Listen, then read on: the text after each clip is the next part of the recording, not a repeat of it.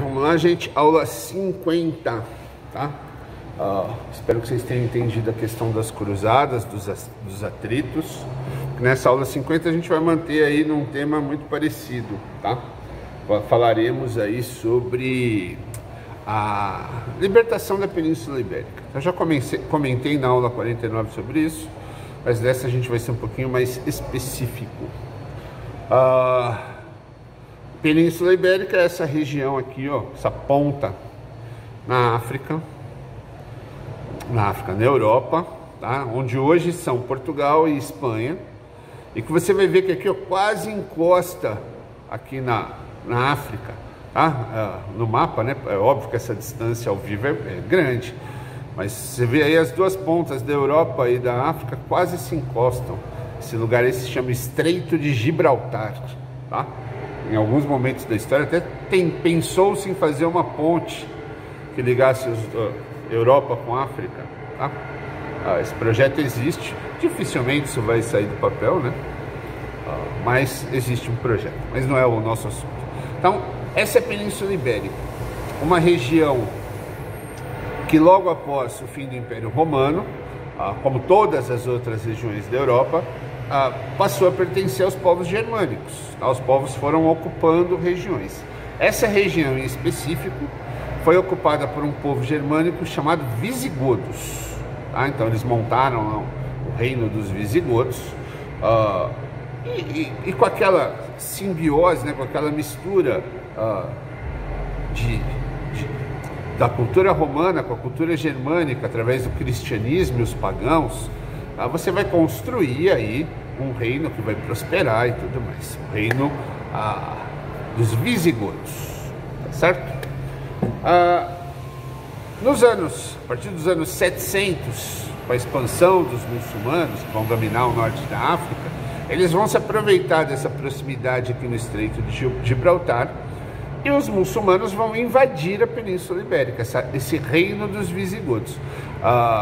Guerra, tá? Então, conflito armado. Opa, deixa eu desligar aqui com uma ligação. Então, os muçulmanos vão invadir, vão empurrando os visigodos para trás e dominando uma área cada vez maior até que eles conquistem toda essa região aí que estou mostrando no mapa, certo? Os povos que ali moraram, os visigodos, uma parte fugiu, outra parte permaneceu ali e ficou vivendo, produzindo, trabalhando normalmente, tá? Óbvio que agora não mais podendo seguir sua religião, tendo essa questão de seguir as regras dos muçulmanos, que eles chamavam de mouros. Então foi um período de dominação dos muçulmanos, o que era extremamente, pegava mal para a igreja cristã, tá? Porque a igreja cristã, com tanto poder, que tinha toda aquela ostentação de poderosa de dominar a Europa, de repente ela viu uma parte do seu território sendo tomado por uma outra região, pelos muçulmanos.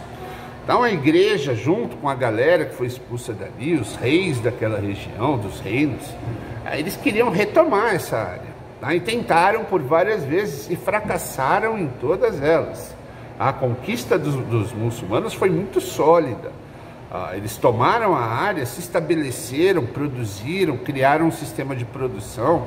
Eles só não entraram mais na Europa porque foram barrados pelos francos, tá? Que aí é um reino mais poderoso, que se uniu para combatê-los, tá? Já falamos disso, tanto com os muçulmanos quanto com os vikings, tá? Esse povo franco se uniu, se fortaleceu para expulsar esses dois tipos de invasão, certo? E aí, você tem várias tentativas de retomada, mas nenhuma efetiva, nenhuma estratégia clara para retomada, tá? Essa estratégia vai acontecer a partir do século XII, tá? Então, a partir dos anos 1100, aí sim você vai ter uma união de cristãos, muito empolgados, incentivados pelas cruzadas que estão acontecendo em Jerusalém.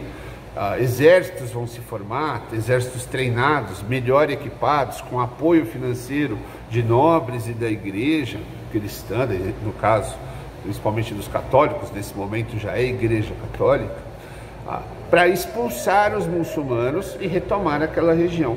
Não só pela região em si, não só pela terra em si, mas também como uma prova de poder. Tá? Pegava, como eu disse já, pegava muito mal para a Igreja Católica, que se pagava de a maior, ter o seu próprio quintal dominado por outra religião. Tá? Então, aquela área da Península Ibérica não tinha nada de tão precioso assim, mas o domínio dela, num nível muito menor, era a mesma coisa que Jerusalém, era uma prova de poder. Como eu posso ser a maior igreja, a mais importante, se parte do meu território, a Península Ibérica, está sendo dominada por outra religião? Então eu tenho que expulsá-los. Os muçulmanos, pelo outro lado, é a mesma coisa. Se eu deixar os cristãos me expulsarem, como eu posso pregar que o meu Deus é o melhor? Se meu Deus está comigo, ele vai me proteger. Então, essas discussões religiosas. E aí você vai ter uma guerra de libertação. Uma guerra muito longa.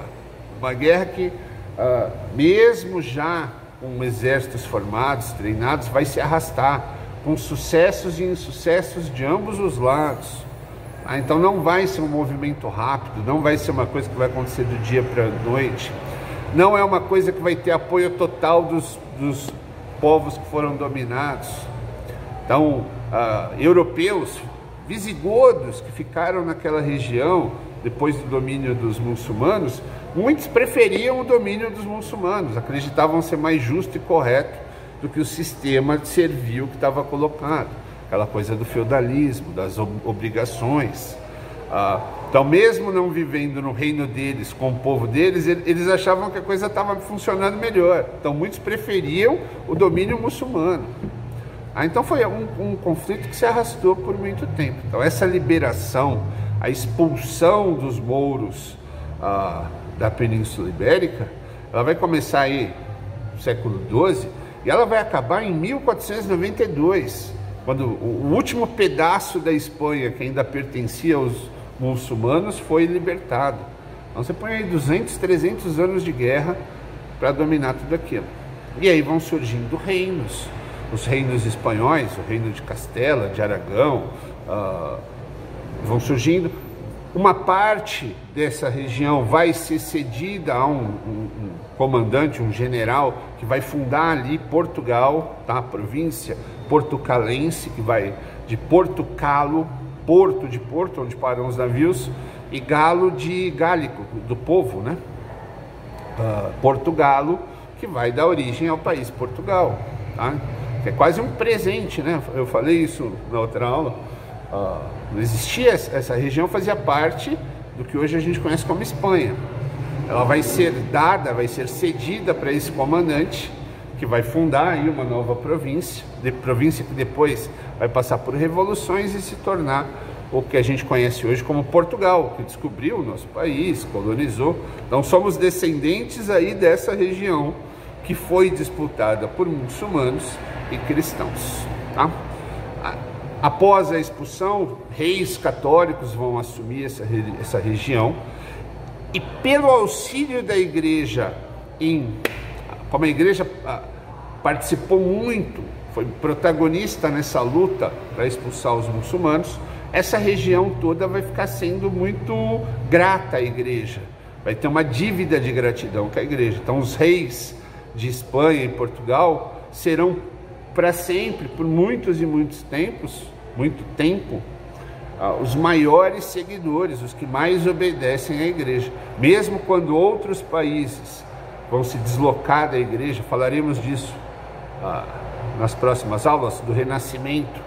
É quando as pessoas começam a não obedecer mais à igreja, tá? A igreja que era obedecida porque todo mundo achava que falava por Deus, a igreja que era obedecida por causa da Inquisição, das punições. De repente as pessoas vão começar a desobedecer claramente a igreja, reis, pessoas poderosas. Na Europa toda isso vai acontecer, um movimento chamado Renascimento. Mas na Espanha e Portugal não vai. Espanha e Portugal ainda vão continuar, vai ter renascimento, mas eles vão continuar ainda muito ligados à Igreja Católica, tá? Como uma dívida de gratidão que eles têm pela libertação, tá certo? Coloquei um texto aí para vocês lerem. É uma aula mais simples, é um momento, é um assunto mais simples, mas que é importantíssimo vocês gravarem, que por um momento Portugal e Espanha pertenceram aos muçulmanos. Foi um território de muçulmanos, que seguia a religião dos muçulmanos, tá certo? Com o tempo, com guerra, que os cristãos vão retomar essa região.